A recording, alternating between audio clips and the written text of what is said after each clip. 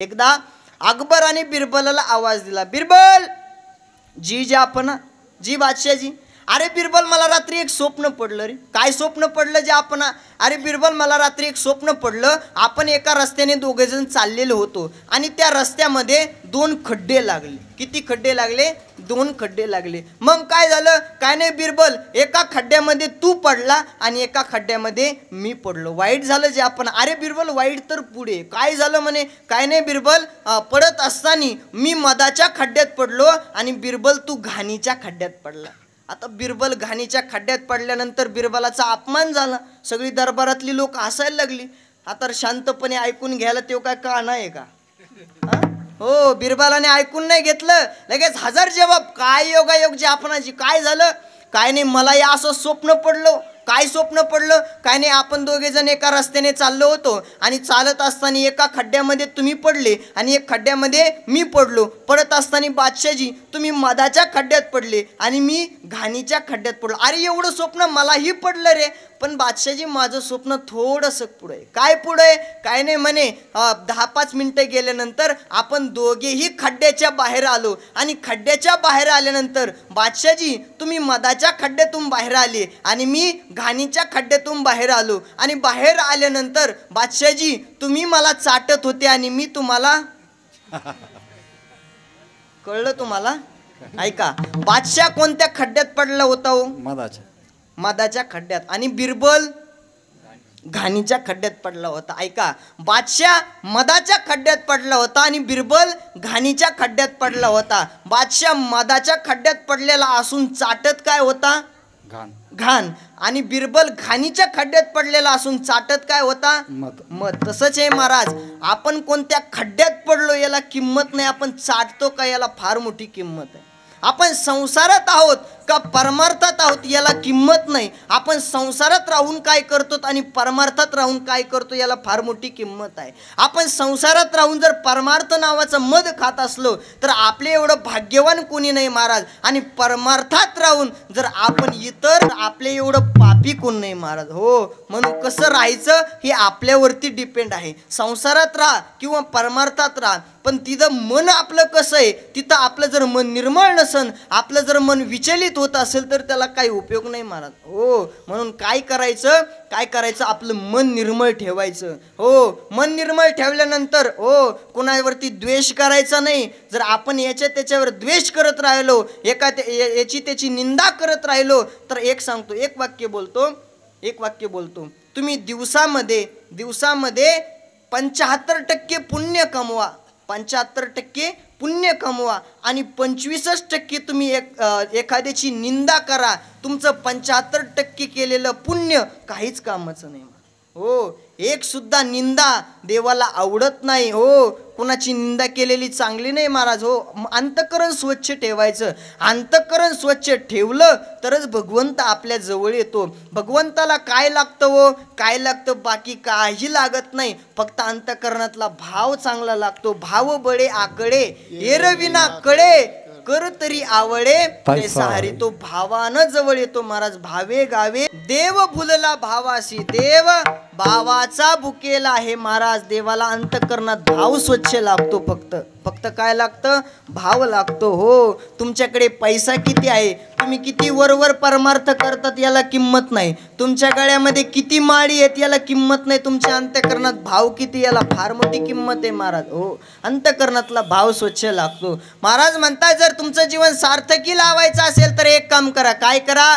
वाचेने नाव घ्या. भगवंताचं नाव घेतल्यानंतर तुमचं काळ सार्थक होईल. अजून काय करायचं महाराज म्हणतात, कानानं भगवंताची कीर्ती श्रवण करायची.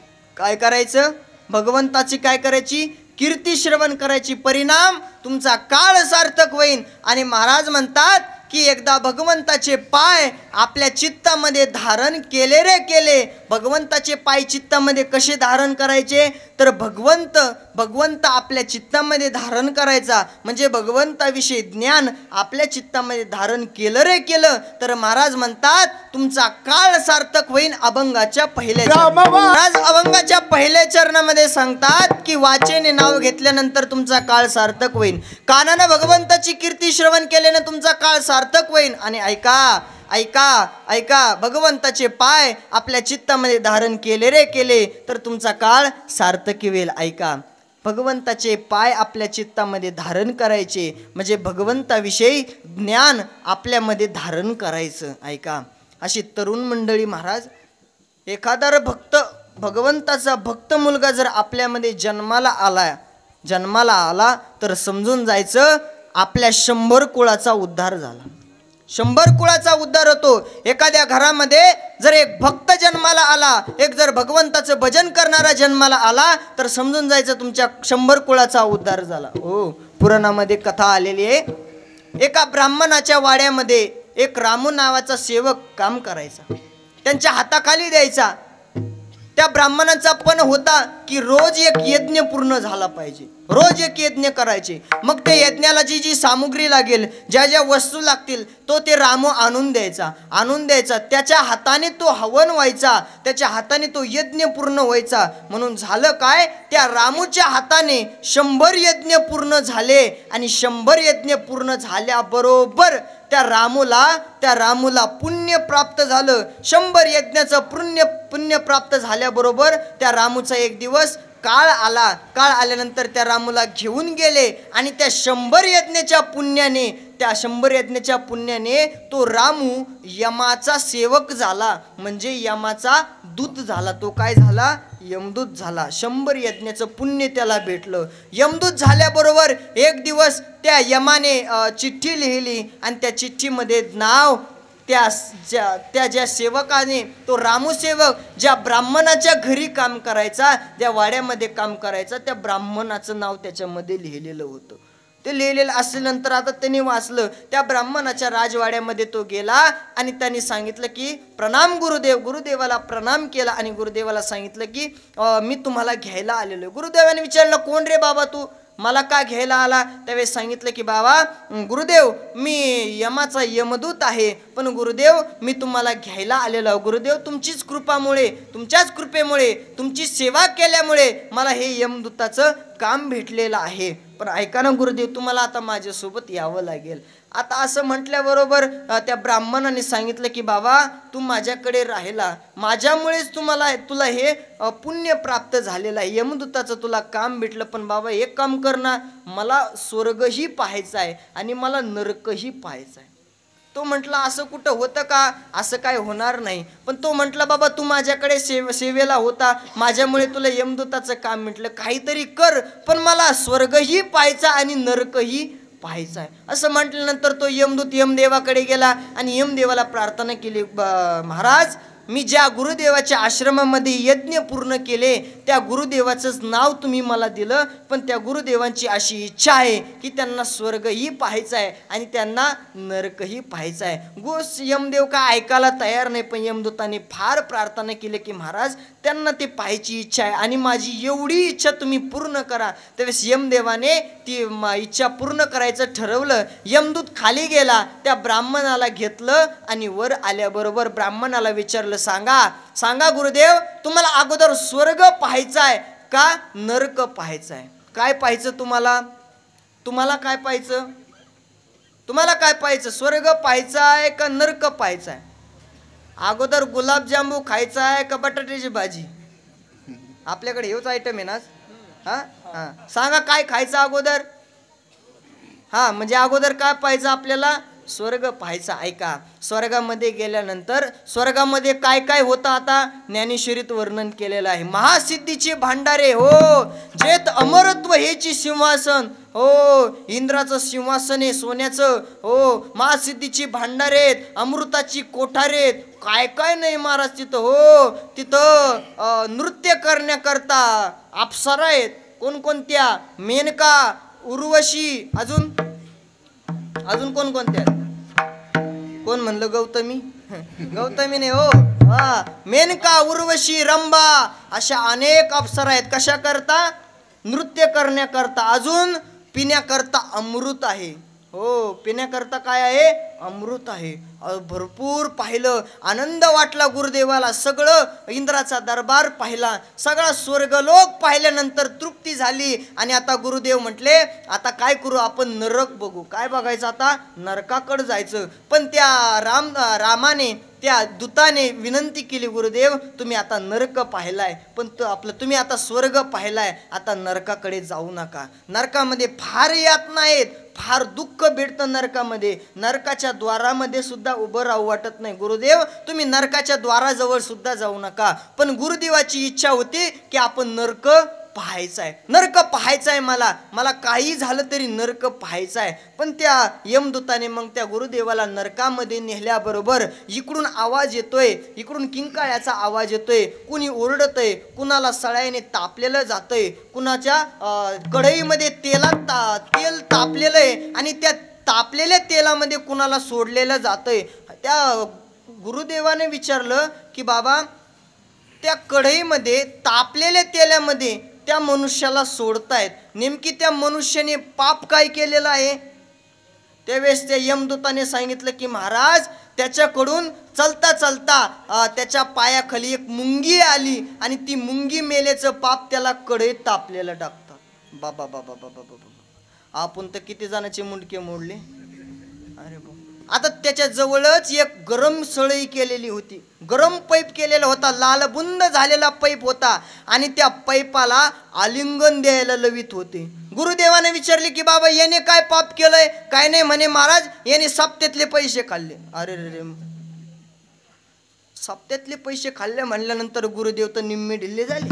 हो, असे अनेक यातना बघितल्या, पण त्या गुरुदेवाला आता काय राहावे ना. मग त्या गुरुदेव काय म्हटले की बाबा हा नरक काय चांगला नाही, मला ह्या नरकातून तू बाहेर घेऊन चल म्हटल्यानंतर द्वारामध्ये येत असतानाच एक मोठमोठ्याने हसताना आवाज आला. एक मनुष्य मोठमोठ्याने हसत होता, जल्लोष करीत होता. त्या गुरुदेवाने बघितलं की एवढे यातना या नरकामध्ये होतात, या नरकामध्ये एवढं दुःख दिलं जातं आणि या नरकातून हसण्याचा आवाज कुणाचा येतोय म्हणून बघण्याकरता त्या मनुष्याकडे गेले. आणि त्या मनुष्याच्या जवळ गेल्याबरोबर त्या मनुष्याला त्यांनी विचारलं, का रे बाबा, या नरकामध्ये एवढं दुःख आहे तरी तू का हसतोय? त्यावेळेस त्यांनी सांगितलं की महाराज मी फार आनंदी आहे. का हसतोय? काय नाही म्हणे महाराज, माझी उद्या सुट्टी होणार आहे.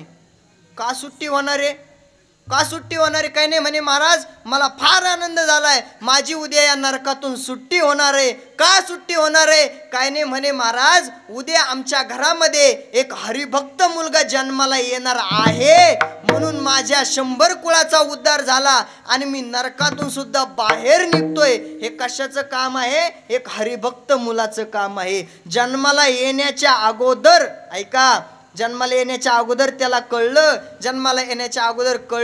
आणि कळल्याबरोबर त्याला आनंद झाला की हरिभक्त मुलगा जन्माला येणार आहे आणि आपली नरकातून सुटका होणार आहे. एकदा का हरिभक्त मुलगा आपला जन्माला आला तर 100 कुळाचा उद्धार होतोय आणि आपली नरकातून सुद्धा सुट्टी होते महाराज. हो, ऐका, म्हणून आपल्या घरामध्ये एक हरिभक्त मुलगा, भगवंताचे भजन करणारा मुलगा जन्माला आला पाहिजे. सुभाषितकार सांगतात, जननी जने तो शूर जने, भक्त जने या दाता, नाही तो जननी वांज बली. हो, सुभाषितकार सांगतात, आईने जर मुलाला जन्म द्यायचा असेल, एक तर तो भक्त मुलगा असावा, दुसरा तो दाता असावा आणि तिसरा तो शूर मुलगा असावा. आईने मुला जर जन्म द्यायचा असेल तर या 3 गोष्टीतून देवा, नाही तो जननी वांज बली, नाहीतर आई वांज राहिली तरी काय हरकत नाही. हो, दाता मुलगा जन्माला आला पाहिजे, भक्त मुलगा जन्माला आला पाहिजे आणि शूर मुलगा जन्माला आला पाहिजे. हे दातृत्वाचं लक्षण आहे महाराज. हो,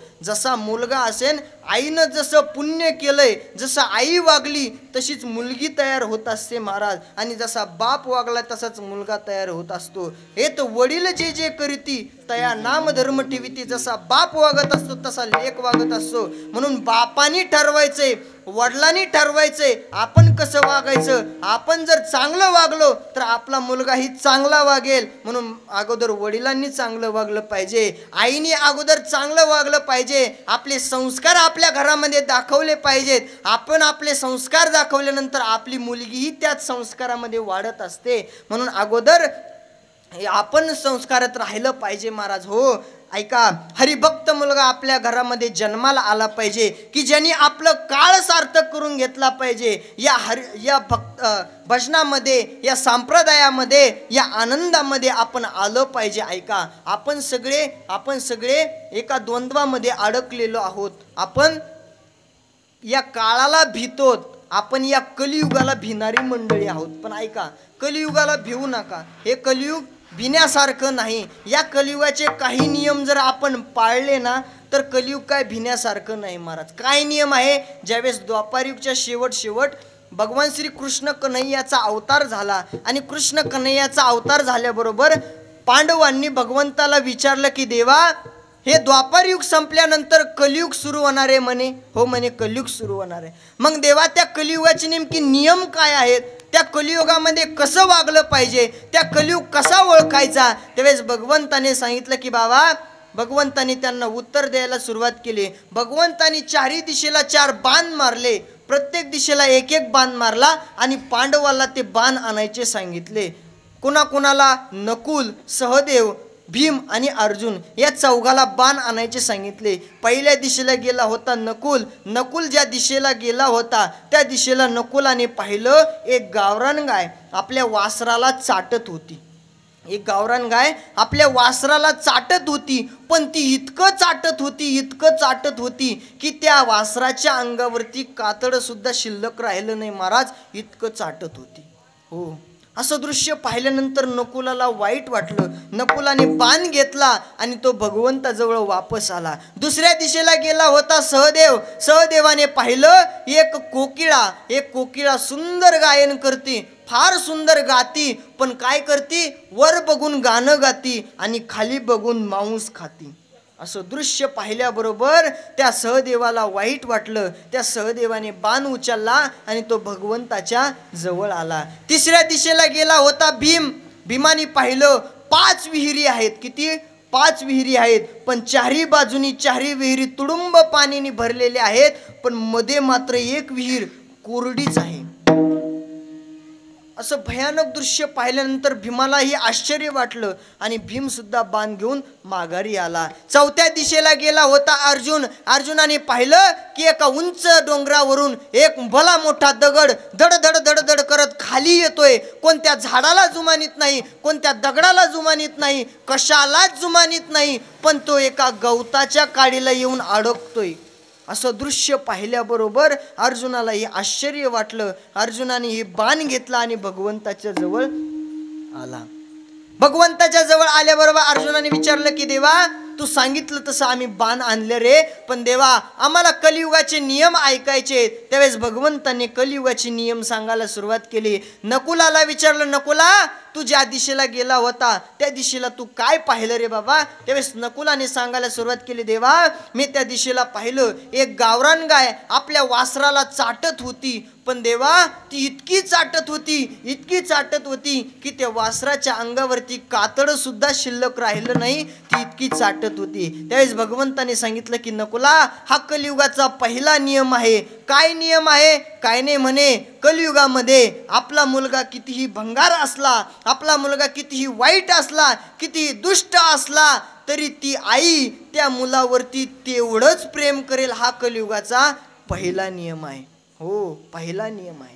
दुसरा नियम काय आहे? सहदेवाला विचारलं, सहदेवा तू काय पाहिलं रे बाबा? काय नाही देवा, मी असं दृश्य पाहिलं, एक कोकिळा सुंदर गायन करत होती, फार गोड गायची देवा, पण एक काम करा, ऐका ना देवा, ती वर बघून गाणं गायची आणि खाली बघून मांस खायची. त्यावेळेस भगवंताने सांगितलं की सहदेवा, हा कलियुगातला दुसरा नियम आहे. काय नियम आहे? ऐका, कलियुगामध्ये लोक गोड गोड बोलतील, मोठमोठे आश्वासनं देतील. हो, तुमचं काम उद्याच झालं असं म्हणतील. हो, तुम्हाला फार मोठमोठे आश्वासनं देतील, पण ऐका, खाली काय माती खायची तेच खातील. हा कलियुगातला दुसरा नियम आहे. ऐका, तिसरा नियम काय आहे? भीमाला विचारलं, भीमा तू काय पाहिलं? भीमानं सांगितलं, देवा मी 5 विहिरी पाहिल्या, पण देवा बाजूने चारी विहिरी तुडुंब पाण्याने भरलेले होते देवा, पण मध्ये एक विहीर होती, पण देवा ती मात्र कोरडी होती हो. त्यावेळेस भगवंताने सांगितलं की भीमा, हा कलियुगातला 3रा नियम आहे. काय नियम आहे देवा? काय नाही म्हणे, कलियुगामध्ये जर 5 भाऊ असले, कलियुगामध्ये 5 भाऊ असले तर 4 भाऊ गडगंज श्रीमंत राहतील, पण एक भाऊ मात्र भाकरीला मुकलेला असेल, त्याला अन्न सुद्धा खायला भेटत नसेल, तरी हे 4 भाऊ त्या 5व्या भावाकडे लक्ष सुद्धा देणार नाही. हा कलियुगातला 3रा नियम आहे हो. आताच कलियुगातला 4था नियम काय आहे? त्यावेळेस अर्जुनाला विचारलं की बाबा तू काय पाहिलं? त्यावेळेस अर्जुनने सांगायला सुरुवात केली, देवा मी असं पाहिलं, एका उंच डोंगरावरून एक भला मोठा दगड धड धड धड धड करत खाली येत होता. देवा तो कोणत्या झाडाला जुमानीत नव्हता, कोणत्या दगडाला जुमानीत नव्हता, पण देवा तो एका गवताच्या काडीला येऊन अडकला. असं ऐकल्याबरोबर भगवंताने सांगितलं की अर्जुना, पांडवांनो, हा कलियुगातला 4था शेवटचा आणि अतिशय महत्वाचा नियम आहे. काय नियम आहे देवा? तर ऐका, या कलियुगामध्ये भले मोठे संकट येतील, मोठमोठ्या महामारी येतील, कोरोना सारख्या अनेक महामारी येतील, ते कोणत्या झाडाला जुमानणार नाही, कोणत्या दगडाला जुमानणार नाही, कशालाच जुमानणार नाहीत, पण ते एका गवताच्या काडीला येऊन अडकतील.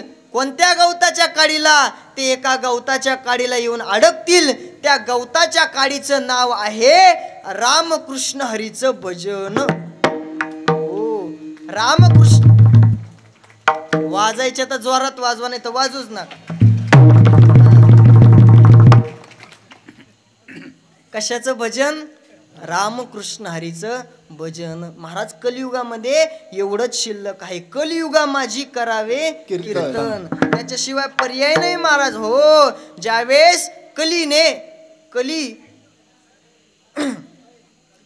कली ज्यावेळेस या पृथ्वीवरती आला, त्यावेळेस कलीला राहण्याकरता 4 ठिकाणं दिले होते राजाने. राजा परीक्षिताने 4 ठिकाणं दिले होते, पण त्या कलीने सांगितलं की देवा माझ्यामध्ये एक चांगला गुण आहे. कोणता चांगला गुण आहे? की माझ्या युगामध्ये जो भगवंताचं सहज जरी भजन केलं तरी त्याला भगवंताची प्राप्ती होते. म्हणून देवा मला एक चांगलं ठिकाण दी. कोणतं चांगलं ठिकाण दी? तर मग परीक्षिती राजाने त्याला 5वं ठिकाण दिलं. कोणतं? सुवर्ण म्हणजे सोनं. 5वं ठिकाण कोणतं दिलं? सुवर्ण म्हणजे सोनं. आणि सोनं कोणाला जास्त आवडतं? कोणाला जास्त आवडतं?